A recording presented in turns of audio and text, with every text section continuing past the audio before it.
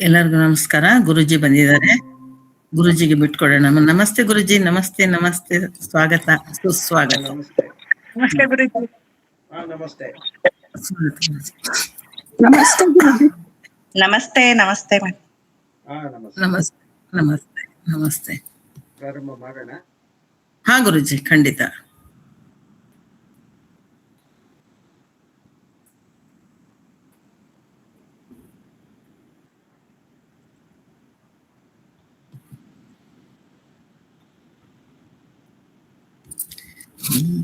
वीतरागभयक्रोधा मन्मया मामुपाश्रिताः बहवो ज्ञानतपसा पूता मद्भावमागताः. ನಿನ್ನೆ 10ನೇ ಅಧ್ಯಾಯ ತನಕ ಮಾಡಿದ್ವಿ. ವೀತರಾಗ, ಭಯಕ್ರೋಧ. ರಾಗ ಅಂದ್ರೆ ಆಸೆಗಳು, ಭಯ ಮತ್ತು ಕೋಪ, ಇವುಗಳನ್ನ ಯಾರು ತ್ಯಾಗ ಮಾಡಿರ್ತಾರೋ, ಮನ್ಮಯ ಭಗವಂತನಾದ ನನ್ನಲ್ಲೇ ಮನಸ್ಸನ್ನು ಇಟ್ಟಿರುತ್ತಾರೋ, ಮಾಂ ಪರಬ್ರಹ್ಮ ಸ್ವರೂಪನಾದ ನನ್ನನ್ನು ಜ್ಞಾನ ನಿಷ್ಠೆಯಿಂದ ಯಾರು ಆಶ್ರಯಿಸಿರ್ತಾರೋ, ಜ್ಞಾನ ತಪಸಾಪೂತ ಜ್ಞಾನವೆಂಬ ತಪಸ್ಸಿನಿಂದ ಪಾಪಗಳನ್ನು ಕಳೆದುಕೊಂಡು ಪರಿಶುದ್ಧರಾಗಿರುವ ಸಂತರು ಮತ್ ಭಾವಂ ನನ್ನ ಭಾವವನ್ನು ಅಗತಾಹ ಪಡೆಯುತ್ತಾರೆ. ಅಂದ್ರೆ ಯಾರು ಭಗವಂತನನ್ನೇ ಧ್ಯಾನ ಮಾಡುತ್ತಾ ಭಗವಂತನೇ ಬೇಕು ಅನ್ನೋರಿಗೆ ಭಗವಂತನನ್ನೇ ಸೇರ್ಕೋತಾರೆ. ಹಾಗಾದ್ರೆ ಉಳಿದವರು ಹೇಗೆ ಅನ್ನೋ ಒಂದು ಪ್ರಶ್ನೆ ಬರುತ್ತೆ. ಇವಾಗ ಭಗವಂತನೇ ಬೇಕು ಅನ್ನೋರು ಭಗವಂತನನ್ನ ಸೇರ್ಕೋತಾರೆ. ಉಳಿದವರು ಸಂಸಾರಿಗಳ ಕತೆ ಏನಾಗಾದ್ರೆ ಅಂದಾಗ ಶ್ರೀಕೃಷ್ಣ 11ನೇ ಶ್ಲೋಕದಲ್ಲಿ ಹೇಳ್ತಾ ಇದ್ದಾನೆ.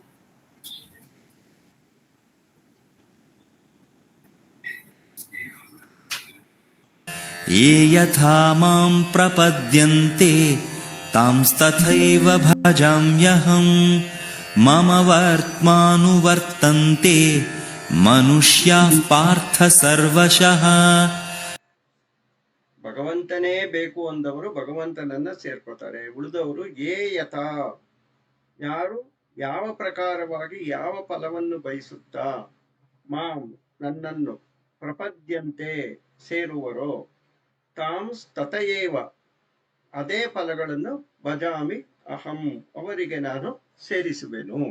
ಅಂದ್ರೆ ಇವಾಗ ಸತ್ವಗುಣವನ್ನ ಮೇಲಕ್ಕೆತ್ಕೊಂಡು ಜೀವನವನ್ನು ಮಾಡ್ತಾ ಸತ್ಯ, ಅಹಿಂಸೆ, ಧರ್ಮ, ವರ್ಣಾಶ್ರಮದರಗಳ ಪಾಲನೆ ಮತ್ತು ಭಗವತ್ ಚಿಂತನೆ ಈ ರೀತಿಯಲ್ಲೇ ಜೀವನವನ್ನ ಕಳೆದೋರ್ನ ಮುಂದಿನ ಜನ್ಮದಲ್ಲಿ ಶ್ರೀಕೃಷ್ಣ ಭಗವಂತ ಏನ್ ಮಾಡ್ತಾನೆ, ಅದೇ ರೀತಿಯ ಜನ್ಮಕ್ಕೆ ಸೇರಿಸ್ತಾನೆ. ಅಂದ್ರೆ ಈಗ ಹೇಗಿದ್ದೀವೋ ನಾವು ಅದೇ ರೀತಿಯಲ್ಲಿ ಅಲ್ಲಿಂದ ಎಲ್ಲಿ ನಿಲ್ಸಿರ್ತೀವೋ ಅಲ್ಲಿಂದಾನೇ ಮುಂದುವರಿಯುತ್ತೆ ಮುಂದಿನ ಜನ್ಮ. ಇನ್ನೊಬ್ರು ರಜೋಗುಣ ಸಂಪನ್ನರಾಗಿರ್ತಾರೆ. ರಜೋಗುಣದಿಂದ ತುಂಬಿರ್ತಕ್ಕಂಥವರು ನಾನಾ ರೀತಿಯ ಆಸೆಗಳು, ಅದು ಧರ್ಮದಿಂದ ಕೂಡಿದ್ದೋ ಅಧರ್ಮದಿಂದ ಕೂಡಿದ್ದೋ ನಾನಾ ರೀತಿಯ ಆಸೆಗಳನ್ನ ಪಡುತ್ತಾ ಸಂಸಾರದಲ್ಲಿ ಇರ್ತಾರೆ. ಆಗ ಅವರನ್ನ ಭಗವಂತ ಏನ್ ಮಾಡ್ತಾನೆ, ಯೇ ಯಥಾ ಯಾವ ಫಲಗಳನ್ನು ಬಯಸುತ್ತಾ ನನ್ನನ್ನ ಸೇರ್ತಾರೋ ಅದೇ ಫಲಗಳೊಂದಿಗೆ ಅವರನ್ನು ಸೇರಿಸುವೆನು. ಅಂದರೆ ಅವರನ್ನ ಮತ್ತೆ ಸಂಸಾರಿಯಾಗಿಯೇ ಹುಟ್ಟಿಸ್ತಾನೆ. ಯಾವ ಯಾವ ಆಸೆಗಳು ಈ ಜನ್ಮದಲ್ಲಿತ್ತೋ ಅದೇ ಆಸೆಗಳನ್ನಿಗೋಸ್ಕರನೇ ಹೋರಾಟ ಮುಂದಿನ ಜನ್ಮದಲ್ಲಿ ಕೂಡ ಆಗತ್ತೆ. ಈಗ ಯಾರೋ ತಮಸ್ಸಿನಿಂದ ಕೂಡಿರ್ತಾರೆ, ಅವರಿಗೆ ಅಜ್ಞಾನ, ಭಗವಂತನ ಜ್ಞಾನವೇ ಇರಲ್ಲ, ಅಶ್ರದ್ಧೆ, ಯಾವುದರಲ್ಲಿಯೂ ಶ್ರದ್ಧೆಯೂ ಇರಲ್ಲ, ಮತ್ತು ಸೋಂಬೇರಿತನ, ಈ ರೀತಿ ಎಲ್ಲ ಯಾರಾದ್ರೂ ಜೀವನ ಮಾಡಿ ಅದರಲ್ಲೇ ಭಗವಂತನಲ್ಲಿ ಸೇರ್ಕೊಂಡ್ರೆ ಮುಂದೆ ಏನ್ ಮಾಡ್ತಾನೆ ಭಗವಂತ, ಅವರನ್ನ ಅದ್ರ ಜೊತೆಗೆ ಸೇರಿಸ್ತಾನೆ. ಅಂದ್ರೆ ಮುಂದಿನ ಜನ್ಮದಲ್ಲಿ ಅದೇ ತಿರ್ಗಾ ಮುಂದುವರಿಯುತ್ತೆ. ಹೀಗೆ ಭಗವಂತ ನಮಗೆ, ಅಥವಾ ಇವ್ರು ನನಗೆ ತುಂಬಾ ಇಷ್ಟ, ಇವ್ರನ್ನ ಚೆನ್ನಾಗಿಟ್ಟಿರ್ಬೇಕು, ಇವ್ರು ಯಾಕೋ ನನ್ನ ಹೆಸರೇ ಎತ್ತಲ್ಲ ಇವ್ರ ಜೀವನದಲ್ಲಿ ಒಂದ್ಸರಿನೋ, ಇವ್ರಿಗೇನಾದ್ರು ಕಷ್ಟ ಕೊಟ್ಟು ಮೂಲೆಗೆ ಹಾಕ್ಬೇಕು, ಈ ರೀತಿ ಭಗವಂತ ಏನೂ ಮಾಡೋದು. ನಾವು ಯಾವ ಯಾವ ರೀತಿ ಬದುಕ್ತಾ ಇರ್ತೀವೋ ಅದನ್ನೇ ಮುಂದಿನ ಜನ್ಮದಲ್ಲಿ ಕಂಟಿನ್ಯೂ ಮಾಡ್ತಾನೆ. ಭಜಾಮಿ ಅಹಂ, ಅವರನ್ನ ಅಲ್ಲಿಗೆ ಸೇರಿಸ್ತೀನಿ. ಇದು ಅರ್ಥ. ಮಮ ಈಶ್ವರನಾದ ನನ್ನ ಪ್ರಕೃತಿ ಎಂಬ ಮಾಯೆಯ ವರ್ತಮಾನ್ ಮಾರ್ಗವನ್ನು ಅನುವರ್ತಂತೆ ಅನುಸರಿಸುವವರು ಅದರಂತೆ ನಡೆದುಕೋತಾರೆ. ಯಾರು? ಮನುಷ್ಯ.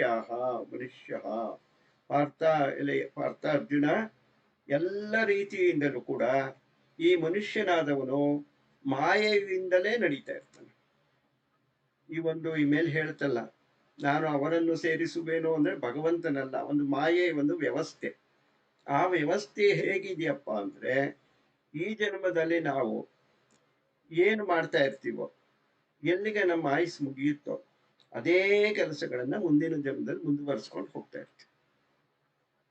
ಈಗ ನಾವು ಅತ್ಯಂತ ಪಾಪದ ಕೆಲಸಗಳನ್ನು ಮಾಡ್ಕೊಂತ ಅತ್ಯಂತ ಆಸೆಗಳಿಂದ ಕೂಡಿ ಸಂಸಾರದಲ್ಲಿ ಇರ್ತೀವಿ ಅಂತ ಇಟ್ಕೊಳ್ಳೋಣ.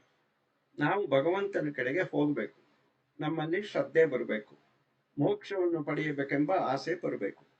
ಏನ್ ಮಾಡ್ಬೇಕು? ಒಂದು ಸಣ್ಣ ಸಣ್ಣ ಹೆಜ್ಜೆಗಳನ್ನ ಆ ಕಡೆಗೆ ಇಟ್ಕೊಂಡು ಹೋಗ್ಬೇಕು. ಭಗವಂತ ಏನ್ ಮಾಡ್ತಾನೆ? ಮುಂದಿನ ಜನ್ಮದಲ್ಲಿ ಅದೇ ಮಾರ್ಗದಲ್ಲಿ ನಮ್ಮನ್ನು ಇನ್ನೊಂದು ಸ್ವಲ್ಪ ದೂರ ಕರ್ಕೊಂಡು ಹೋಗ್ತಾನೆ. ಅಲ್ಲೂ ಕೂಡ ಆ ಮಾರ್ಗವನ್ನ ಬಿಡದೆ ಸಾಧನೆಯನ್ನ ಮುಂದುವರಿಸಿದ್ರೆ ಅದರ ಮುಂದಿನ ಜನ್ಮದಲ್ಲಿ ಅದೇ ಮಾರ್ಗದಲ್ಲಿ ಇನ್ನೂ ಮುಂದಕ್ಕೆ ಕರ್ಕೊಂಡು ಹೋಗ್ತಾನೆ. ಹೀಗೆ ಈ ಜನ್ಮಾಂತರಗಳು ಭಗವಂತ ಕೊಟ್ಟಿರೋದ್ರ ಉದ್ದೇಶನೇ ಇಷ್ಟು.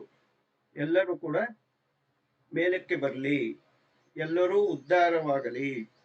ಉದ್ಧರೇತ್ ಆತ್ಮನ ಆತ್ಮಾನಾಂ ಅಂತ ಮುಂದೆ ಶ್ರೀಕೃಷ್ಣ ಹೇಳ್ತಾನೆ. ಪ್ರತಿಯೊಬ್ಬರೂ ಕೂಡ ತನ್ನನ್ನು ತಾನು ಉದ್ಧಾರ ಮಾಡ್ಕೋಬೇಕು. ಅವಸಾದಯೇತ್, ಕೆಳಕ್ ತಳ್ಕೊಳಕ್ ಹೋಗ್ಬಾರ್ದು. ಯಾರು ಕೆಳಗ್ ಬೀಳಕ್ ಇಷ್ಟಪಡಲ್ಲ, ಮೇಲಕ್ಕೆ ಹೋಗಕ್ಕೆ ಇಷ್ಟಪಡ್ತಾ ಇರ್ತಾರೆ. ಆದ್ದರಿಂದ ಉದ್ಧರೇತ್ ಆತ್ಮನ ಆತ್ಮಾನಾಂ ತಥಾಂ ಯಾಂತಿ ಪರಾಂ ಗತಿಂ ಅಂತ ಮುದ್ದೆ ಬರುತ್ತೆ. ಆ ರೀತಿಯಲ್ಲಿ ಈ ಒಂದು ಶ್ಲೋಕ ಬಹಳ ಮುಖ್ಯವಾಗಿದೆ ನೋಡಿ. ದೇವರು ನಮ್ಗೆ ಈವರೆಗೇನಪ್ಪ ನಮ್ಗೆ ತುಂಬಾ ಕಷ್ಟ ಕೊಟ್ಬಿಟ್ಟಿದ್ದಾನೆ, ಇನ್ನೊಬ್ರು ನೋಡಿ ಎಷ್ಟು ಚೆನ್ನಾಗಿದ್ದಾರೆ. ಯಾಕೆ? ಹಿಂದಿನ ಜನ್ಮದ್ದೇ ಇವಾಗ ಮುಂದುವರಿತಾ ಇರೋದು. ಹಾಗಾದ್ರೆ ಅದರಲ್ಲೇ ಬಿದ್ದಿರ್ಬೇಕಾ? ಮುಂದಕ್ಕೆ ಹೋಗ್ಬಾರ್ದಾದ್ರೆ ನಿಮ್ ಕೈಲೇ ಇದೆ ಇದು. ಭಗವಂತ ಬೇಡ ಅಂತ ಹೇಳೋದೇ ಇಲ್ಲ. ಸ್ವಲ್ಪ ಕಷ್ಟಪಟ್ಟು ನಮ್ ದಾರಿನ ಬದಲಾಯಿಸ್ಕೋಬೇಕು. ಬಲಗಡೆ ಹೋಗ್ತಾ ಇರೋ ತಪ್ಪು ಅಂತ ಗೊತ್ತಾದಾಗ ತಕ್ಷಣ ಹಿಂದಕ್ಕೆ ಬಂದು ಸರಿಯಾದ ದಾರಿಗೆ ಹೋಗೋ ಪ್ರಯತ್ನದಲ್ಲಿದ್ರೆ, ಜನ್ಮಾಂತರಗಳ ಕೆಲಸ ಇದು. ಒಂದೇ ಜನ್ಮದಲ್ಲೇ ಆಗತ್ತೆ ಅಂತನೂ ಇಲ್ಲ, ಆಗಲ್ಲ ಅಂತನೂ ಇಲ್ಲ. ಆದ್ರಿಂದ ನಿಧಾನವಾಗಿ ಸನ್ಮಾರ್ಗದಲ್ಲಿ ಹೋಗ್ತಾ ಇದ್ರೆ ಅದು ಮೋಕ್ಷಕ್ಕೆ ಕಾರಣ ಆಗುತ್ತೆ. ಕಾಂಕ್ಷಂತಃ ಕರ್ಮಣಾಂ ಸಿದ್ಧಿಂ ಯಜಂತ ಇಹ ದೇವತಾಃ ಕ್ಷಿಪ್ರಂ ಹಿ ಮಾನುಷೇ ಲೋಕೆ ಸಿದ್ಧಿರ್ಭವತಿ ಕರ್ಮಜಾ. ಈಗ ಲೋಕಗಳು ಅಂದರೆ 7 ಲೋಕಗಳಿವೆ ಅಂತ ನಮ್ಮ ವೇದಗಳಲ್ಲಿ ಹೇಳಲಾಗಿದೆ. ಭೂರ್ಭುವ ಸುವಹ ಮಹಃ ಜನಃ ತಪಃ ಸತ್ಯಂ. ಇವು 7 ಲೋಕಗಳು. ಭೂರ್ಭುವ ಸುವಹ ಈ 3 ನಮ್ಮ ಶರೀರದಲ್ಲೇ ಇದೆ. ಕೆಳಗಡೆ ಮೂಲಾಧಾರ ಚಕ್ರದಲ್ಲಿರೋದೆ ಭೂಹು, ಅದು ಭೂಲೋಕ. ಇಲ್ಲಿ ತಿನ್ನುವುದು, ಕುಡಿಯುವುದು, ಸಂತಾನ ಪ್ರಾಪ್ತಿಯಾಗುವುದು ಇವೆಲ್ಲ ಕೂಡ ಈ ಭೂಲೋಕದಲ್ಲಾಗುತ್ತೆ. ನೆಕ್ಸ್ಟ್ ಭುವನ ಲೋಕ. ಭುವನ ಲೋಕ ಅಂದ್ರೆ ನಮ್ಮ ಹೃದಯ ಸ್ಥಳದಲ್ಲಿರುತ್ತೆ. ಆ ಸ್ಥಳದಲ್ಲಿ ಕುಳಿತಿರುವವಳೆ ಭುವನೇಶ್ವರಿ, ಅವಳೇ ಪಾರ್ವತಿ. ಅಲ್ಲೇ ಶಿವನು ಕೂಡ ಇದ್ದಾನೆ. ಅಲ್ಲಿ ನಮಗೆ ಈ ಆತ್ಮಜ್ಞಾನ ಅಂತ ನಾವೇನಿಲ್ಲ ಹೇಳ್ಕೊಂಡು ಬರ್ತಾ ಇದೀವಲ್ಲ, ಆ ಆನಂದ ಭುವನ ಲೋಕದಲ್ಲಿ ಸಿಗುತ್ತೆ. ನೆಕ್ಸ್ಟು ಭೂರ್ಭುವ ಸುವಹ ಸ್ವರ್ಗಲೋಕ. ಸ್ವರ್ಗಲೋಕ ಅಂದ್ರೆ ಎಲ್ಲ ರೀತಿಯ ಭೋಗಗಳು, ಇಂದ್ರಿಯ ಭೋಗಗಳು. ಕಣ್ಣು ನೋಡಿ ಸಂತೋಷ ಪಡುತ್ತೆ, ಕಿವಿ ಕೇಳಿ ಸಂತೋಷ ಪಡುತ್ತೆ, ಚರ್ಮ ಸ್ಪರ್ಶ ಜ್ಞಾನದಿಂದ ಸಂತೋಷ ಪಡುತ್ತೆ, ನಾಲಿಗೆ ರಸ ಇಂದ್ರಿಯ ಸುಖ ಇದು ರುಚಿಯನ್ನ ನೋಡಿ ಸಂತೋಷ ಪಡುತ್ತೆ, ಮೂಗು ಒಳ್ಳೆ ಗಂಧವನ್ನ ಆಹ್ವಾದಿಸಿ ಸಂತೋಷ ಪಡುತ್ತೆ. ಇವೆಲ್ಲ ಆಗೋದಿಲ್ಲಿ ಅಂದ್ರೆ ಸುವಹ ಸ್ವರ್ಗಲೋಕ ಅಂದ್ರೆ ನಮ್ಮ 2 ಕಣ್ಣುಗಳ ಮಧ್ಯೆ ಇರ್ತಕ್ಕಂಥ ಹುಬ್ಬಿದೆಯಲ್ಲ ಅಲ್ಲಿ, ಇದು ಸ್ವರ್ಗಲೋಕ. ಈ 3 ನಮ್ಮ ಶರೀರದಲ್ಲೇ ಇದೆ. ಇಲ್ಲಿಂದ ಆಚೆಗೆ 4 ಲೋಕಗಳಿವೆ. ಮಹಃ ಜನಃ ತಪಃ ಸತ್ಯಂ. ಕೊನೆಗೆ ಸತ್ಯಲೋಕ, ಅಲ್ಲಿ ಬ್ರಹ್ಮ ಮತ್ತು ಸರಸ್ವತಿ. ಈ ರೀತಿಯಲ್ಲಿ 7 ಲೋಕಗಳಿದೆಯಲ್ಲ, ಈ 7 ಲೋಕಗಳಲ್ಲೂ ಕೂಡ ಈ ಭೂಲೋಕವೇ ಅತ್ಯಂತ ಶ್ರೇಷ್ಠವಾದದ್ದು. ಏಕೆ ಅಂದ್ರೆ ಕಾಂಕ್ಷತಃ ಕರ್ಮಣಾಂ ಸಿದ್ಧಿಂ ಯದಂತ ಇಹ ದೇವತಾಃ. ಮನುಷ್ಯರಾದರೂ ಈ ಭೂಲೋಕದಲ್ಲಿ ಕಾಂಕ್ಷತಃ ಕರ್ಮಣಾಂ ಸಿದ್ಧಿಂ, ಕರ್ಮಗಳ ಸಿದ್ಧಿಯನ್ನು ಬಯಸುತ್ತಾ ಅಂದ್ರೆ ಸುಖವನ್ನು ಬಯಸುತ್ತಾ ಯಜಂತಿ ಪೂಜಿಸ್ತಾರೆ. ಯಾರನ್ನ? ದೇವತಾಹ, ಯಾವ ದೇವತೆಗಳು? ಇಂದ್ರ, ಅಗ್ನಿ ಮೊದಲಾದ ದೇವತೆಗಳು ಅಂತ ಮೊದಲೇ ತಿಳ್ಕೊಂಡಾಗ ನಾವು ನಮ್ಮ ಶರೀರದಲ್ಲೇ ಇದ್ದಾರೆ ಈ ದೇವತೆಗಳೆಲ್ಲ.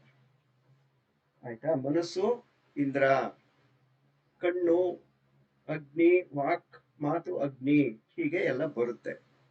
ಈ ಒಂದು ಇಂದ್ರಿಯ ಸುಖಗಳು ನಮಗ್ ಬೇಕು ಅಂದ್ರೆ ನಿಮಗೆ ಸ್ವರ್ಗಲೋಕದಲ್ಲಿ ಸಿಗಲ್ಲ. ಇವ ನೀವು ಪಿಕ್ಚರ್ಗಳೆಲ್ಲ ನೋಡ್ತಾ ಇರ್ತೀರಾ, ನಾಟಕಗಳೆಲ್ಲ ನೋಡ್ತಾ ಇರ್ತೀರಾ, ಪುರಾಣಗಳಲ್ಲಿ ಕೂಡ ಈ ಕಥೆಗಳು ಬರುತ್ತೆ. ಸುಖ ಪಡಿಬೇಕು ಅಂತ ಏನಾದ್ರು ದೇವತೆಗಳಿಗೆ ಆಸೆ ಆದ್ರೆ ಅವ್ರು ಭೂಲೋಕಕ್ಕೆ ಬಂದೇ ಸುಖ ಪಡಿಬೇಕು. ಸ್ವರ್ಗದಲ್ಲಾಗ್ಲಿ, ವೈಕುಂಠದಲ್ಲಾಗ್ಲಿ, ಕೈಲಾಸದಾಗ್ಲಾಗ್ಲಿ ಈ ಸುಖ ನಿಮ್ಗೆಲ್ಲೂ ಸಿಗಲ್ಲ. ಇವಾಗ ಮಹಾವಿಷ್ಣು ಸುಖವಾಗಿರ್ಬೇಕು ಒಂದ್ ಸ್ವಲ್ಪ ಆಸೆ ಆದ್ರೆ ಅವ್ನು ಇಲ್ಲಿ ಜನ್ಮ ತಾಳಿ ಭೂಲೋಕಕ್ಕೆ ಬರ್ಬೇಕು, ಇಲ್ಲೊಂದ್ ಸ್ವಲ್ಪ ದಿನ ಇದ್ದು ಸುಖ ಪಟ್ಟೆ ವಾಪಸ್ ಹೋಗ್ಬೇಕು. ಆ ರೀತಿ ಕಾಂಕ್ಷತಃ ಕರ್ಮಣಾಂ ಸಿದ್ಧಿಂ ಯಜಂತ ಇಹ ದೇವತಾಹ, ಇಹ ಅಂದ್ರೆ ಈ ಭೂಲೋಕದಲ್ಲಿ, ಕ್ಷಿಪ್ರಂ ಹಿ ಮಾನುಷೇನೇಕೆ ಸಿದ್ಧಿರ್ಭವತಿ ಕರ್ಮಜ, ಈ ಕರ್ಮಗಳಿಂದ ಸಿದ್ಧಿ ಹುಟ್ಟುತ್ತಲ್ಲ ಅಂದ್ರೆ ಫಲಗಳು ಸಿಗುತ್ತಲ್ಲ, ಅವೆಲ್ಲ ಕ್ಷಿಪ್ರಂ ಹಿ ಮಾನುಷೇ ಲೋಕೆ, ಅತಿ ಶೀಘ್ರವಾಗಿ ಸಿಗುತ್ತೆ.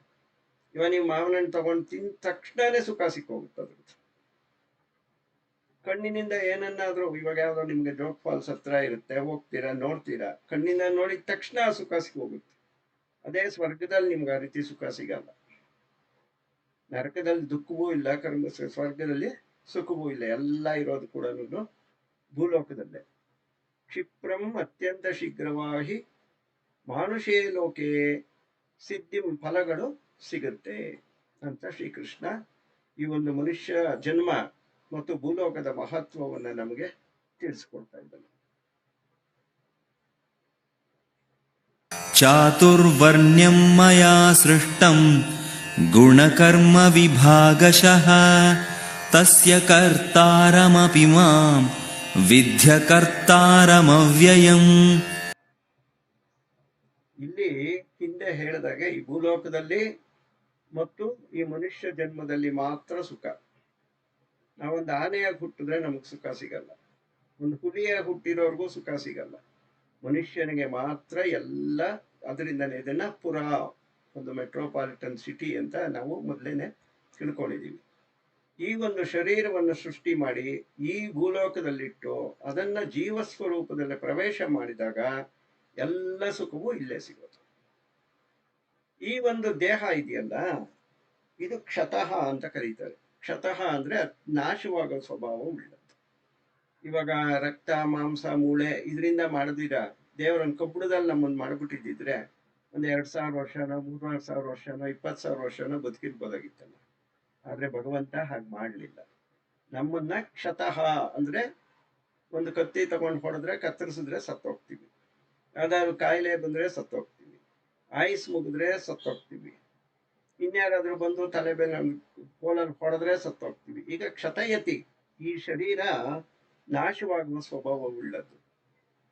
ಈ ಒಂದು ಶರೀರದಲ್ಲಿ ಜೀವ ಸ್ವರೂಪದಲ್ಲಿ ನಾವೆಲ್ಲ ಪ್ರವೇಶ ಮಾಡಿದ್ದೀವಿ. ಇವಾಗ ಈ ಪುರ ಇದೆಯಲ್ಲ, ಪುರ ಅಂದ್ರೆ ಈ ಶರೀರ, ಇದನ್ನ ರಕ್ಷಣೆ ಮಾಡೋದಕ್ಕೋಸ್ಕರ ಭಗವಂತ ಒಂದು ಯೋಚನೆ ಮಾಡ್ದ. ಇವಾಗ ಜೀವಾತ್ಮಗಳೇನೋ ನಾನು ಶರೀರದಲ್ಲಿ ಪ್ರವೇಶ ಮಾಡುವಂದೆ, ಅವೆಲ್ಲವೂ ಪ್ರವೇಶ ಮಾಡಿಬಿಟ್ಟಿದ್ದಾರೆ. ಈ ಶರೀರವಾದರೂ ಕ್ಷತ ಸ್ವಭಾವ ಉಳ್ಳದ್ದು, ನಾಶ ಸ್ವಭಾವ ಉಳ್ಳದ್ದು. ಜರ, ಮೃತ್ಯು, ವ್ಯಾಧಿ ಮುಂತಾದ ಕಾರಣಗಳಿಂದ ಈ ಶರೀರ ನಾಶ ಆಗುವ ಸಂದರ್ಭಗಳು ತುಂಬಾ ಇರುತ್ತೆ. ಈ ಶರೀರಗಳನ್ನ ರಕ್ಷಣೆ ಮಾಡ್ಬೇಕಲ್ಲಪ್ಪ, ನಾನು ಹೇಗ್ ಮಾಡೋದು ಅಂತ ಭಗವಂತ ಯೋಚನೆ ಮಾಡಿ ಚಾತುರ್ವರ್ಣ್ಯಂ ಮಯಾ ಸೃಷ್ಟಂ, 4 ವರ್ಣಗಳನ್ನ ಸೃಷ್ಟಿ ಮಾಡ್ದ. ಬ್ರಾಹ್ಮಣ, ಕ್ಷತ್ರಿಯ, ವೈಶ್ಯ, ಶೂದ್ರ ಅನ್ನುವ 4 ವರ್ಣಗಳನ್ನ ಭಗವಂತ ಸೃಷ್ಟಿ ಮಾಡಿದ. ಆ ಸೃಷ್ಟಿಯ ಉದ್ದೇಶ ಏನು? ಶರೀರದ ರಕ್ಷಣೆ ಮಾಡುವುದು ಮತ್ತು ಶರೀರವನ್ನು ರಕ್ಷಣೆ ಮಾಡುವುದ್ರ ಮೂಲಕ ಜೀವಾತ್ಮಗಳಿಗೆ ಒಂದು ಅವಕಾಶವನ್ನ ಕೊಡೋದು. ಬಾ ನನ್ನ ಕಡೆಗೆ ಬಾ, ನೀನು ಸುಖವನ್ನು ಕೊಟ್ಟಿದ್ದೀನಿ ನಿನಗೆ, ಸುಖದಲ್ಲೇ ಇರಬೇಡ, ಸುಖವನ್ನು ಅನುಭವಿಸಿ ಒಂದು ದಿನ ಭಗವಂತನ ಕಡೆಗೆ ನೀನು ಬಾ, ನನ್ನ ಕಡೆಗೆ ಬಾ ಅಂತ ಹೇಳಿ 4 ವರ್ಣಗಳನ್ನ ಸೃಷ್ಟಿ ಮಾಡಿದ್ದಾನೆ. ಅದು ಉದ್ದೇಶ. ಈ ವರ್ಣಗಳು ಎತಕ್ಕೋಸ್ಕರ ಸೃಷ್ಟಿಯಾಯಿತು ಅಂದ್ರೆ ಇದು ಉದ್ದೇಶ. ಇದನ್ನ ಮಾಡುವಾಗ ಹೇಗೆ ಮಾಡ್ದ? ಗುಣ ಕರ್ಮ ವಿಭಾಗಶಃ. ಗುಣಗಳು ಮತ್ತು ಕರ್ಮಗಳು ಇವುಗಳನ್ನ ಮನಸ್ಸಿಟ್ಕೊಂಡು ಅವುಗಳನ್ನ ಬೇರೆ ಬೇರೆ ಬೇರೆ ಬೇರೆಯಾಗಿ ವಿಂಗಡಿಸಿದ. ಅದು ಹೇಗೆ ಅಂತ ಇಲ್ಲಿ ನೋಡೋಣ. ಇವಾಗ ಗುಣಕರ್ಮ ವಿಭಾಗಶಃ. ಗುಣಗಳು ಅಂದ್ರೆ ಯಾವ್ಯಾವುದು? ಸತ್ವಗುಣ, ರಜೋಗುಣ, ತಮೋಗುಣ, 3 ಗುಣಗಳು. ಹಾಗೇನೆ ಕರ್ಮಗಳು. ಕರ್ಮಗಳು ಅಂದ್ರೆ ನಮ್ಮ ಧರ್ಮ ಅಥವಾ ಕರ್ತವ್ಯಗಳು. ಈ ಗುಣ ಮತ್ತು ಕರ್ಮ ಇವುಗಳನ್ನ ಇಟ್ಟುಕೊಂಡು 4 ವರ್ಣಗಳನ್ನ ಸೃಷ್ಟಿ ಮಾಡ್ದ. ಈಗ ಸತ್ವಪ್ರಧಾನವಾದ ಬ್ರಾಹ್ಮಣ ವರ್ಣ ಅಂದ್ರೆ ಅದು ಸತ್ವ ಪ್ರಧಾನವಾದದ್ದು. ಸತ್ವಗುಣವೇ ಅದರಲ್ಲಿ ಪ್ರಧಾನವಾದ ಅಂಶ. ಇದು ಹೇಗೆ ಅಂದ್ರೆ ಇವಾಗ ನೋಡೋಣ. ಸತ್ವಗುಣ ಪ್ರಧಾನವಾದ ಅಂಶ. ಇವಾಗ ಮನೆಯಲ್ಲಿ ನಾವು ಕಾಫಿ ಮಾಡಬೇಕಾದ್ರೆ ಏನೇನಿರುತ್ತೆ? ಹಾಲಿರುತ್ತೆ, ಡಿಕಾಕ್ಷನ್ ಇರುತ್ತೆ, ಸಕ್ಕರೆ ಇರುತ್ತೆ, 3 ಇರುತ್ತೆ. ಈ 3 ಇಟ್ಕೊಂಡು ನೀವು ಎಷ್ಟು ತರ ಕಾಫಿ ಬೇಕಾದ್ರೂ ಮಾಡ್ಬೋದು. ಯಾರೋ ಬರ್ತಾರೆ, ಸ್ಟ್ರಾಂಗ್ ಆಗಿ ಕಾಫಿ ಬೇಕು ನಂಗೆ ಅಂತಾರೆ, ಡಿಕಾಕ್ಷನ್ ಜಾಸ್ತಿ ಹಾಕ್ತೀರಾ, ಹಾಲು ಚೂರು ಕಮ್ಮಿ ಹಾಕ್ತೀರಾ. ಇನ್ನೊಬ್ರು ಬರ್ತಾರೆ, ಲೈಟ್ ಕಾಫಿ ಮಾಡ್ಕೊಡಿ ಅಂತೀರಾ. ನೀವು ಇನ್ನೇನು ಹೊಸದಾಗಿ ಏನು ಮಾಡಲ್ಲ, ಅದನ್ನೇ ಅಲ್ಲಿರೋದ್ರಲ್ಲೇ ಮಾಡೋದು. ಹಾಲು ಜಾಸ್ತಿ ಹಾಕ್ತೀರಾ, ಡಿಕಾಕ್ಷನ್ ಕಮ್ಮಿ ಹಾಕಿದ್ರೆ ಲೈಟ್ ಆಯ್ತು. ನಂಗೆ ಸ್ವಲ್ಪ ಸಕ್ಕರೆ ಜಾಸ್ತಿ ಹಾಕ್ಕೊಡಿ, ಸಿಹಿ ತಿಂತೀನಿ ನಾನು ಅಂತಾರೆ. ಅವ್ರಿಗೆ ಹಾಲು ಡಿಕಾಕ್ಷನ್ ಹಾಕಿ ಸಕ್ಕರೆ ಸ್ವಲ್ಪ ಜಾಸ್ತಿ ಹಾಕ್ತೀರಾ. ಇನ್ನೊಬ್ರು ಯಾರೋ ನಂಗೆ ಡಯಾಬಿಟೀಸು, ಶುಗರ್ಲೆಸ್ ಮಾಡಿ ಅಂತೀರಾ. ಹಾಲು ಹಾಕ್ತೀರಾ, ಸಕ್ಕರೆ ಹಾಕೋದೇ ಇಲ್ಲ. ಅಂದ್ರೆ ಇರೋದು 3. ಆ 3ರಲ್ಲೇ ಕೂಡ ಹೇಗೆ ಬೇಕೋ ಹಾಗಾಗಿ ಮಿಕ್ಸ್ ಮಾಡ್ಕೋತಾ ಇದ್ರೆ ಬೇರೆ ಬೇರೆ ಬೇರೆ ಬೇರೆ ಕಾಫಿಗಳು ಆಗ್ತಾ ಇರುತ್ತೆ. ಅದೇ ರೀತಿಯಲ್ಲಿ ಭಗವಂತನ ಹತ್ರ 3 ಇದೆ: ಸತ್ವಗುಣ, ರಜೋಗುಣ ಮತ್ತು ತಮೋಗುಣ. ಅವನೇನ್ ಮಾಡ್ತಾನೆ? ಈ ಚಾತುರ್ವರ್ಣಿಗಳು 4 ವರ್ಣಗಳನ್ನ ಸೃಷ್ಟಿ ಮಾಡ್ಬೇಕಾದ್ರೆ ಒಂದು ಸರಿ ಸತ್ವಗುಣ ಒಂದು 80 ಭಾಗ ಹಾಕ್ತಾನೆ, ರಜೋಗುಣ 15 ಭಾಗ ಹಾಕ್ತಾನೆ, ತಮೋಗುಣ 5 ಭಾಗ ಹಾಕ್ತಾನೆ. ಅಲ್ಲಿ ಒಂದು ಸೃಷ್ಟಿ ಆಯ್ತು. ಅದು ಬ್ರಾಹ್ಮಣ ವರ್ಣ. ಸೊ ಬ್ರಾಹ್ಮಣ ವರ್ಣದಲ್ಲಿ ಏನಿರುತ್ತೆ? ಸತ್ವಗುಣ ಪ್ರಧಾನವಾಗಿರುತ್ತೆ, ಜಾಸ್ತಿ ಇರುತ್ತೆ. ಸ್ವಲ್ಪ ರಜೋಗುಣವೂ ಇರುತ್ತೆ, ಅತ್ಯಂತ ಕಡಿಮೆ ತಮೋಗುಣ ಇರುತ್ತೆ. ಮಾಡಿ ನೀನು ಬ್ರಾಹ್ಮಣ ವರ್ಣ ಅಂತ ಒಂದು ಸೃಷ್ಟಿ ಮಾಡ್ದ. ಸೃಷ್ಟಿ ಮಾಡಿ ಅವನಿಗೆ ಒಂದು ಕರ್ತವ್ಯವನ್ನು ಕೊಟ್ಟ, ಕೆಲಸವನ್ನು ಕೊಟ್ಟ. ಏನು? ಶಮ ಅಂದ್ರೆ ಇಂದ್ರಿಯ ನಿಗ್ರಹ. ಕಣ್ಣು ಏನ್ ನೋಡ್ಬೇಕು, ಕಿವಿ ಏನ್ ಕೇಳಬೇಕು ಅಷ್ಟೇ ಕೇಳಬೇಕು. ಯಾವುದು ಧರ್ಮದಲ್ಲಿ ಹೇಳಿದೆಯೋ ಅದೇ ಪ್ರಕಾರದಲ್ಲೇ ನಮ್ಮ ಇಂದ್ರಿಯಗಳನ್ನ ಕಂಟ್ರೋಲ್ ಅಲ್ಲಿ ಇಟ್ಕೊಳ್ಳೋದಕ್ಕೆ ಶಮ ಅಂತ ಕರೀತಾರೆ. ದಮ, ನಮ್ಮ ಮನಸ್ಸನ್ನ ನಿಗ್ರಹದಲ್ಲಿ ಇಟ್ಕೋಬೇಕು. ತಪಸ್ ಮಾಡೋದು ಅಂದ್ರೆ ನಮಗೆ ಅದೇ ರೀತಿಯ ದುಃಖಗಳು ಜೀವನದಲ್ಲಿ ಪ್ರಾಪ್ತವಾದಾಗ ಅದನ್ನ ಸಹಿಸ್ಕೊಳ್ಳೋದೇ ತಪಸ್ಸು. ಅದಕ್ಕೆ ಪ್ರತೀಕಾರ ಮಾಡೋಕ್ಕೂ ಹೋಗ್ಬಾರ್ದು, ಪರಿಹಾರ ಮಾಡ್ಕೊಳಕ್ಕೂ ಹೋಗದೆ ಆ ಕಷ್ಟಗಳನ್ನ ಹಲ್ಲು ಕಚ್ಕೊಂಡು ಸಹಿಸ್ಕೊಳ್ಳೋದನ್ನೇ ತಪಸ್ಸು ಅಂತ ಕರೀತಾರೆ. ಸೊ ಬ್ರಾಹ್ಮಣ ವರ್ಣದವ್ರಿಗೆ ಹೇಳ್ದ, ನೀವು ಶಮದಿಂದ ಇರಿ, ದಮದಿಂದ ಇರಿ, ತಪಸ್ಸನ್ನು ಆಚರಿಸಿ. ಸರಿ, ಅವರೆಲ್ಲ ಏನ್ ಮಾಡಿದ್ರು? ಈ ಶರೀರಗಳನ್ನ ಪ್ರವೇಶ ಮಾಡಿ ಭೂಲೋಕದಲ್ಲಿ ಹುಟ್ಟಿದ್ರು. ಅವರು ಬ್ರಾಹ್ಮಣ ವರ್ಣ. ಇವರ ಕೆಲಸ ಏನಪ್ಪಾ? ಜಗತ್ತಿನಲ್ಲಿ ಬ್ರಹ್ಮಜ್ಞಾನವನ್ನ ಕಾಪಾಡೋದು. ಈ ಜಗತ್ತಿನಲ್ಲಿ ಬ್ರಹ್ಮಜ್ಞಾನ ಅಂತಿದೆಯಲ್ಲ, ಆತ್ಮಜ್ಞಾನ, ಇದನ್ನ ಕಾಪಾಡುವಂತಹ ಕೆಲಸ ಬ್ರಾಹ್ಮಣ. ಅವ್ರಿಗೆ ಬೇರೆ ಏನೂ ಇಲ್ಲ. ಬೆಳಗ್ಗೆ ಎದ್ದಾಗಿಂದ ರಾತ್ರಿ ಮಲಗೋ ತನಕ ಅಧ್ಯಾಪನ, ಅಧ್ಯಯನ ಮತ್ತು ಪ್ರವಚನ. ತಾನು ಕಲ್ತ್ಕೊಳ್ಳೋದು, ತಾನು ಕಲ್ತ್ಕೊಂಡಿದ್ದನ್ನ ಇತರರಿಗೆ ಹೇಳೋದು. ಇಷ್ಟೇ ಅವ್ರ ಕೆಲಸ, ಬೇರೆ ಯಾವ ಕೆಲಸವೂ ಇಲ್ಲ. ಆದ್ದರಿಂದ ಬ್ರಹ್ಮಜ್ಞಾನ ಮತ್ತು ಆತ್ಮಜ್ಞಾನವನ್ನ ಈ ಜಗತ್ತಿನಲ್ಲಿ ರಕ್ಷಣೆ ಮಾಡೋರನ್ನ ಬ್ರಾಹ್ಮಣ ವರ್ಣ ಅಂತ ಕರೀತಾರೆ. ಇದು ಹಿಂದೂಗಳಲ್ಲಿ ವೇದಗಳು ಹೇಳ್ತಾರೆ, ಇಸ್ಲಾಂ ಅಲ್ಲಿ ಕುರಾನ್ ಓದ್ತಾರೆ, ಕ್ರಿಶ್ಚಿಯನ್ಸ್ ಅಲ್ಲಿ ಬೈಬಲ್ ಓದ್ಕೊಂಡು ಜೀವನ ಮಾಡೋರು ಇದ್ದಾರೆ. ಅವ್ರಿಗೆ ಅದೇ ಕೆಲಸ, ಬೇರೆ ಏನು ಕೆಲಸ ಇಲ್ಲ. ಆ ನಂತರದಲ್ಲಿ 2ನೇ ಒಂದು ವರ್ಣವನ್ನು ಸೃಷ್ಟಿ ಮಾಡ್ತಾನೆ, ಕ್ಷತ್ರಿಯ ವರ್ಣ ಅಂತ. ಅವಾಗ ಏನ್ ಮಾಡ್ತಾನೆ ಅಂದ್ರೆ ರಜೋಗುಣವನ್ನ ಮೇಲಕ್ಕೆಚ್ತಾನೆ. ಅಂದ್ರೆ ಪ್ರಧಾನವಾಗಿ ರಜೋಗುಣ, 70% ರಜೋಗುಣ ಡಿಕಾಕ್ಷನ್ ಜಾಸ್ತಿ ಆಗ್ತಾನೆ, ಸ್ಟ್ರಾಂಗ್ ಆಗಿರ್ಲಿ ಅಂತ. ಆಮೇಲೆ ಸ್ವಲ್ಪ ಸತ್ವಗುಣನ ಸೇರಿಸ್ತಾನೆ, ಆಮೇಲೆ ಸ್ವಲ್ಪ ತಮೋಗುಣನೂ ಸೇರಿಸ್ತಾನೆ. ಅವರನ್ನ ಕ್ಷತ್ರಿಯ ವರ್ಣ ಅಂತ ಹೇಳ್ತಾನೆ. ಕ್ಷತ್ರಿಯ ವರ್ಣದವ್ರಿಗೆ ಒಂದು ಕೆಲಸವನ್ನ ಕೊಡ್ತಾನೆ. ಏನು? ಶೌರ್ಯ, ಸಾಹಸಗಳನ್ನ ಮಾಡೋದು. ಸಾಹಸಗಳನ್ನ ಮಾಡುವವರು ಕ್ಷತ್ರಿಯರ ಕೈಲಿ ಮಾತ್ರ ಆಗೋದು, ನಮ್ಮ ಕೈಲಾಗಲ್ಲ. ತೇಜಸ್ಸು, ತೇಜಸ್ಸು ಅಂದ್ರೆ ಎಲ್ಲರವನ್ನು ಆಳುವಂತಹ ಒಂದು ಶಕ್ತಿ. ಯಾರಿಗೂ ಹೆದರದೆ ಎಲ್ಲರನ್ನು ತನ್ನ ಹಿಡಿತದಲ್ಲಿ ಇಟ್ಕೊಂಡು ನೀನ್ ಹೀಗೆ ಇರಬೇಕು, ನೀನ್ ಹೀಗೆ ಮಾಡಬೇಕು, ತಪ್ಪಾದ್ರೆ ನಿನಗೆ ಶಿಕ್ಷೆ ಕೊಡ್ತೀನಿ, ಈ ರೀತಿ ಒಂದು ಉತ್ಸಾಹ ಇರುತ್ತಲ್ಲ, ಅದನ್ನ ತೇಜಸ್ ಅಂತ ಕರೀತಾರೆ. ಮತ್ತು ಆಳುವ ಶಕ್ತಿ, ಎಲ್ಲರನ್ನು ತನ್ನ ಕಂಟ್ರೋಲ್ ಇಟ್ಕೊಂಡು ಆಳೋದು, ಲೀಡರ್ಶಿಪ್. ಇವನ್ನೆಲ್ಲ ಮಾಡಿಕೊಂಡು ನೀನು ಭೂಲೋಕದಲ್ಲಿರುವಂತ ಕ್ಷತ್ರಿಯ ವರ್ಣವನ್ನ ಸೃಷ್ಟಿ ಮಾಡಿ ಕಳಿಸ್ದ. ಈ ಕ್ಷತ್ರಿಯರಿಗೆ ಏನ್ ಕೆಲಸ ಅಂದ್ರೆ, ಈ ಶರೀರಗಳು ಕ್ಷತವಾಗೋದು ಗೊತ್ತಿರೋದು, ನಾಶ ಆಗೋಗುತ್ತೆ. ಇವಾಗ ಬೆಂಕಿ ಹಚ್ಕೋದು ನಾಶ ಆಗುತ್ತೆ, ಜೋರ ಪ್ರವಾಹ ಬಂದು ಸಮುದ್ರ ಬಂದು ಪ್ರವಾಹ ಬಂದು ನೀರು ಹತ್ಬಿಟ್ರೆ ಸತ್ತೋಗುತ್ತೆ, ಆಮೇಲೆ ಯಾವ್ದಾದ್ರು ಕಾಯಿಲೆಗಳು ಬಂದ್ರೆ ಸತ್ತೋಗುತ್ತೆ. ಈ ರೀತಿ ಅನೇಕ ರೀತಿಯ ತೊಂದರೆಗಳಿಂದ ಈ ಶರೀರಕ್ಕೆ ಬಾಧೆ ಇರೋದ್ರಿಂದ ಕ್ಷತ್ರಿಯನಾದವನ ಕೆಲಸ ಏನು ಅಂದ್ರೆ ಸುವ್ಯವಸ್ಥಿತವಾದ ಸಮಾಜವನ್ನ ನೋಡ್ಕೊಳ್ಳೋದು. ಒಂದು ಊರು ಕಟ್ಟೋದು, ಒಂದು ಕೋಟೆ ಕಟ್ಟೋದು, ನೀರಿನಿಂದ ಜನಗಳನ್ನ ರಕ್ಷಣೆ ಮಾಡೋದು, ಅಗ್ನಿಯಿಂದ ಜನಗಳನ್ನ ರಕ್ಷಣೆ ಮಾಡೋದು, ಈ ರೀತಿಯ ಕೆಲಸಗಳನ್ನ ಅವನಿಗೆ ಕೊಟ್ಟಿರ್ತಾನೆ. ಹಾಗೇನೆ ಜಗತ್ತಿನಲ್ಲಿ ಶರೀರಗಳು ಬದುಕಿರ್ಬೇಕಾದ್ರೆ ಧರ್ಮ ಬಹಳ ಮುಖ್ಯ. ಧರ್ಮವೇ ಇಲ್ಲ ಅಂತ ಇಟ್ಕೊಳ್ಳೋಣ, ಯಾರೋ ನನ್ನ ಬೈದ್ರು, ನಾನು ಅವನ ಚಾಕು ತಗೊಂಡು ಸಾಯಿಸ್ಬಿಡ್ತೀನಿ, ಅವನ್ ಸಾಯಿಸಕ್ ಮೊದಲು ನನ್ ಸಾಯಿಸ್ತಾನೆ. ಹೀಗೆ ಎಲ್ಲರೂ ಒಬ್ಬರನ್ನೊಬ್ಬರು ಸಾಯಿಸ್ಕೊಂಡು ಹೊಟ್ಟೋದ್ರೆ ಭೂಲೋಕದಲ್ಲಿ ಜನವೇ ಇರಲ್ಲ. ಆದ್ರಿಂದ ಧರ್ಮ ಅನ್ನೋದನ್ನ ಭಗವಂತನ ಸೃಷ್ಟಿ ಮಾಡಿದ್ದಾನೆ, ಅದರಿಂದಾಗೇ ನಾವೆಲ್ಲ ಬದುಕಿರೋದು. ಆ ಒಂದು ಧರ್ಮವನ್ನು ರಕ್ಷಣೆ ಮಾಡೋ ಕೆಲಸ ಕೂಡ ಕ್ಷತ್ರಿಯರಿಗೆ ಕೊಡ್ತಾನೆ. ಈ ರೀತಿಯಲ್ಲಿ ಈ ಕ್ಷತ್ರಿಯರಾದವರು ಶೌರ್ಯ, ತೇಜಸ್ಸು ಮತ್ತು ಲೀಡರ್ಶಿಪ್ ಕ್ವಾಲಿಟೀಸ್, ಆಳುವ ಶಕ್ತಿ, ಇವುಗಳಿಂದ ಧರ್ಮವನ್ನ ಕಾಪಾಡಬೇಕು. ಅದೇ ಕ್ಷತ್ರಿಯರ ಕೆಲಸ. ಆ ನಂತರ ಏನ್ ಮಾಡ್ತಾನೆ, ಇನ್ನ ಒಂದು ವೈಶ್ಯವರ್ಣ ಅಂತ ಒಂದು ವೈಶ್ಯವರ್ಣವನ್ನ ಸೃಷ್ಟಿ ಮಾಡ್ತಾನೆ. ಈ ವೈಶ್ಯವರ್ಣವನ್ನು ಸೃಷ್ಟಿ ಮಾಡಿದಾಗ ಏನಾಗುತ್ತೆ, ಅವರು ರಜೋಗುಣದರೆ. ಕ್ಷತ್ರಿಯರು ರಜೋಗುಣವೇ, ವೈಶ್ಯರು ರಜೋಗುಣವೇ. ಆದ್ರೆ ಏನ್ ವ್ಯತ್ಯಾಸ ಅಂದ್ರೆ, ಕ್ಷತ್ರಿಯರಿಗೆ ರಜೋಗುಣ ಆದ ತಕ್ಷಣನೇ ಸತ್ವಗುಣ ಸೇರಿಸ್ತಾನೆ. ಎರಡನೇದು ಸತ್ವಗುಣ. ಇವಾಗೊಂದು 60% ರಜೋಗುಣ ಇದ್ರೆ 40% ಸತ್ವಗುಣ ಇರುತ್ತೆ ಕ್ಷತ್ರಿಯರಿಗೆ.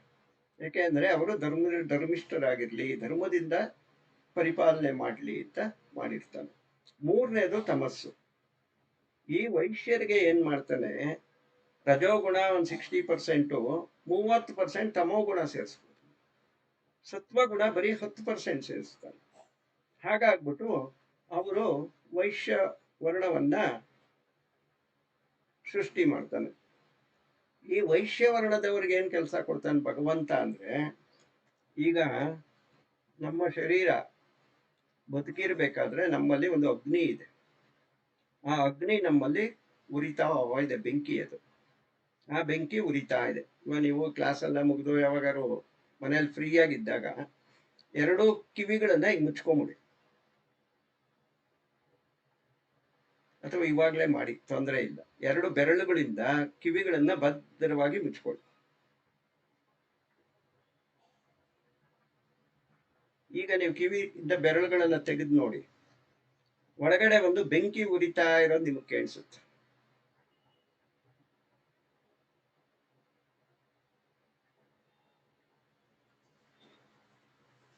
ಕೇಳಿಸ್ತಾ ಇದೆಯಾ?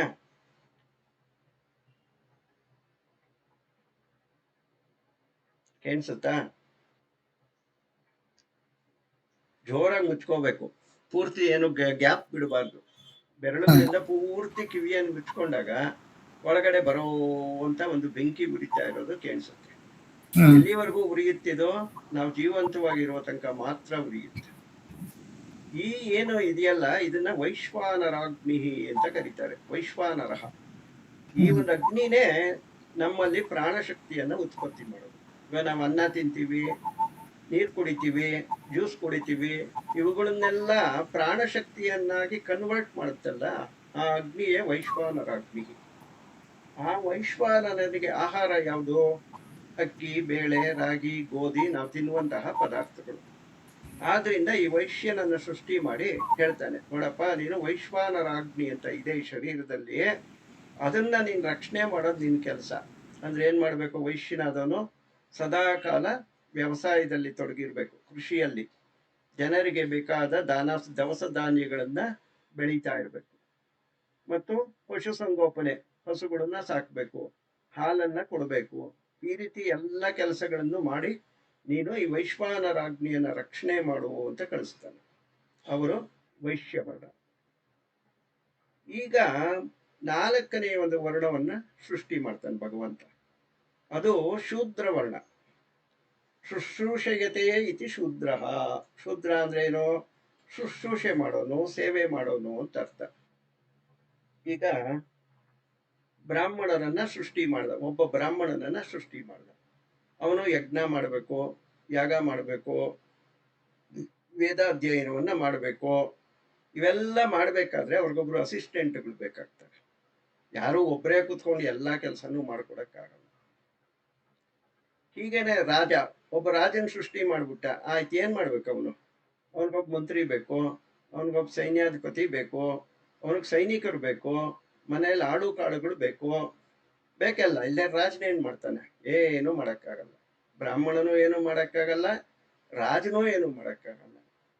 ಇವಾಗ ವೈಶ್ಯ ವರ್ಣದವ್ರು ಸೃಷ್ಟಿ ಮಾಡಿ ವ್ಯವಸಾಯ ಮಾಡಪ್ಪ ಅಂದ್ರೆ ಅವನಿಗೆ ಹಸುಗೆ ನೇಗಿಲು ಕಟ್ಟೋನ್ ಬೇಕು, ಬೀಜ ತಗೊಂಡೋಗಿ ಬಿತ್ತೋನ್ ಬೇಕು, ಆಮೇಲೆ ನೀರು ಕಟ್ಟೋನ್ ಬೇಕು, ಬೆಳೆ ಬಂದ್ಮೇಲೆ ಬೆಳೆನ ಕಟ್ ಮಾಡಕ್ ಜನ ಬೇಕು. ಆದ್ರಿಂದ ಈ ಬ್ರಾಹ್ಮಣ, ಕ್ಷತ್ರಿಯ, ವೈಶ್ಯ ಮೂವರು ಕೂಡ ಶೂದ್ರರಿಲ್ಲದೆ ಬದುಕಕ್ಕೆ ಆಗಲ್ಲ. ಅವ್ರಿಗೆ ಸಪೋರ್ಟ್ ಜನ ಬೇಕೇ ಬೇಕು, ಆಗ್ಲೇ ಅವ್ರ ಕೆಲಸ ಮಾಡಕ್ ಹೋಗೋದು. ಒಬ್ಬೊಬ್ಬರೇ ಕುತ್ಕೊಂಡು ಯಾರು ಏನೂ ಮಾಡಕ್ಕಾಗಲ್ಲ. ಆದ್ರಿಂದ ಈ 3 ಜನಗಳಿಗೆ ನೀನು ಶುಶ್ರೂಷೆಯನ್ನು ಮಾಡು, ಅಂದ್ರೆ ಅವ್ರಿಗೆ ಸಹಾಯ ಹೆಲ್ಪ್ ಮಾಡು, ಸರ್ವಿಸ್ ಮಾಡು ಅಂತ ಹೇಳಿ ಅವ್ರನ್ನ ಕಳಿಸ್ತಾನೆ. ಇವ್ರಿಗೇನ್ ಮಾಡ್ತಾನೆ? ಮುಖ್ಯವಾದದ್ದು ತಮೋಗುಣ. ಶೂದ್ರರಿಗೆ ಪ್ರಮುಖವಾಗಿ ತಮೋಗುಣವನ್ನು ಇಡ್ತಾನೆ. 2ನೇದಾಗಿ ರಜೋಗುಣವನ್ನು ಇಡ್ತಾನೆ.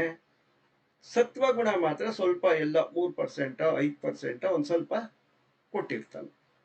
ಹೀಗೆ 3 ಗುಣಗಳಿಂದ 4 ವರ್ಣಗಳನ್ನು ಸೃಷ್ಟಿ ಮಾಡಿ 4 ವರ್ಣದವರಿಗೂ ಕೂಡ ನೀನು ಇಂತಿಂತ ಕರ್ಮಗಳು ನೀನು ಧರ್ಮ, ಈ ಧರ್ಮವನ್ನು ನೀನು ಪರಿಪಾಲನೆ ಮಾಡಬೇಕು ಅಂತ ಹೇಳಿ ಈ ಶರೀರವನ್ನ ಪ್ರವೇಶ ಮಾಡಿಸ್ತಾನೆ. ಆದ್ರಿಂದ ಆಯಾ ವರ್ಣಗಳವರು ಆಯಾ ಹೆಸರುಗಳಿಂದಲೇ ಭೂಲೋಕದಲ್ಲಿ ಕರೆಸ್ಕೋತಾರೆ. ಈಗ ಶೂದ್ರರು ಬ್ರಾಹ್ಮಣರ ಹತ್ರ ಇರ್ತಾರೆ, ವೈಶ್ಯರ ಹತ್ರ ಇರ್ತಾರೆ, ಕ್ಷತ್ರಿಯರಲ್ಲಿ ಕೂಡ ಇರ್ತಾರೆ. ಇವಾಗ ಕ್ಷತ್ರಿಯ ಯಾರು? Donald Trump. ಅವನೇ ಹೋಗಿ ಯುದ್ಧ ಮಾಡ್ತಾನ? ಅವನಿಗೊಂದು 1000 ಜನ ಯುದ್ಧ ಮಾಡೋರು ಬೇಕು, ಅವನಿಗೆ ಪೈಲಟ್ಗಳು ಬೇಕು, ರಾಕೆಟ್ ಹಾರಿಸೋರು ಬೇಕು, ಆಗ್ಲೇ ಯುದ್ಧ ಆಗೋದು. ಆದ್ರಿಂದ ಈ 3 ವರ್ಣಗಳನ್ನ ಶುಶ್ರೂಷಯತಿ ಇತಿ ಶೂದ್ರ ಅಂತ ಅವ್ರನ್ನ ಮಾಡ್ತಾನೆ. ಈ ರೀತಿಯಲ್ಲಿ 3 ಗುಣಗಳು ಮತ್ತು ಕರ್ಮಗಳು ಅಂದ್ರೆ ಅವರವರ ಧರ್ಮ, ಇವುಗಳನ್ನ ಹೇಳಿ ಆ ಭಗವಂತ ಈ ಒಂದು ಜಗತ್ತನ್ನ ಸೃಷ್ಟಿ ಮಾಡಿದ್ದಾನೆ. ಈ 4 ಸೃಷ್ಟಿ ಮಾಡಿದ ನಂತರ ಇವರು ಮರ್ತೋಗ್ಬಿಡ್ತಾರೆ ಅಂತ ಹೇಳಿ ಅವರವರ ಧರ್ಮಗಳನ್ನ ಅವರವರಿಗೆ ತಿಳಿಸುವ ಉದ್ದೇಶದಿಂದ ವೇದಗಳನ್ನ ಸೃಷ್ಟಿ ಮಾಡಿದ. ಸೊ ವೇದಗಳಲ್ಲಿ ಏನಿದೆ, ಅವರವರ ಧರ್ಮಗಳು ಹೇಗಿರ್ಬೇಕು ಅಂತ ಪೂರ್ವ ಮೀಮಾಂಸದಲ್ಲಿ ವಿಸ್ತಾರವಾಗಿ ಹೇಳಿದೆ. ಆದ್ದರಿಂದ 4 ವರ್ಣಗಳು ಮತ್ತು ವೇದಗಳು ಇವುಗಳನ್ನ ಸೃಷ್ಟಿ ಮಾಡಿ ಈ ಜಗತ್ತು ಚಲಿಸುವಂತೆ ಮಾಡಿದ. ಯಾವಾಗ? ಸೃಷ್ಟಿಯ ಪೂರ್ವದಲ್ಲಿ, ಅವಾಗ ಏನೂ ಇರಲಿಲ್ಲ. ನಯೇವ ಕಿಂಚನ ಅಗ್ರ ಅಸೀತ್. ಅಲ್ಲಿಂದ ಇಲ್ಲಿವರೆಗೂ ನೀವು ಸೂಕ್ಷ್ಮವಾಗಿ ನೋಡಿ, ಇದೇ ಪದ್ಧತಿನೇ ನಡ್ಕೊಂಡು ಹೋಗ್ತಾ ಇರೋದು.